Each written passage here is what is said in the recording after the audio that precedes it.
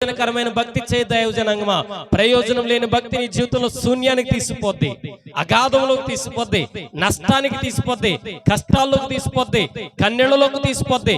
నిన్ను నీ కుటుంబాన్ని బాధపరిచి గాయపరిచే స్థితిలోకి వెళ్ళిపోతావు. నీ కుటుంబాన్ని ఆశీర్వదించబడాలంటే, నీ కుటుంబం దీవించబడాలంటే ప్రయోజనకరమైన భక్తి నువ్వు చెయ్యాలా. భక్తి చేస్తున్న వారు చాలా మంది భక్తి పరులుగా ఉంటారు, కానీ చెడు మాత్రం వదలరు.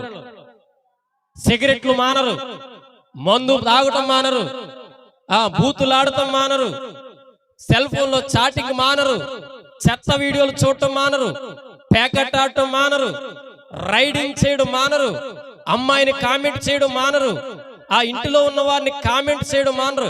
వీళ్ళ నష్టాన్ని తెచ్చుకోవడానికి ఇవన్నీ మానకుండా భక్తి చేస్తూ ఉంటారు. హల్లెలూయా. చెడుతనమును విసర్జించి నువ్వు భక్తి చేయాలి. నువ్వు చెడుతనాన్ని విసర్జించి నువ్వు భక్తి చేస్తే ఆ భక్తి నీకు ప్రయోజనము తప్ప, నువ్వు చెడుతనాన్ని విసర్జించుకుని నువ్వు భక్తి చేసావా, ఆ భక్తి నీకు ఎప్పుడు ప్రయోజనం కాదు. హల్లెలూయా.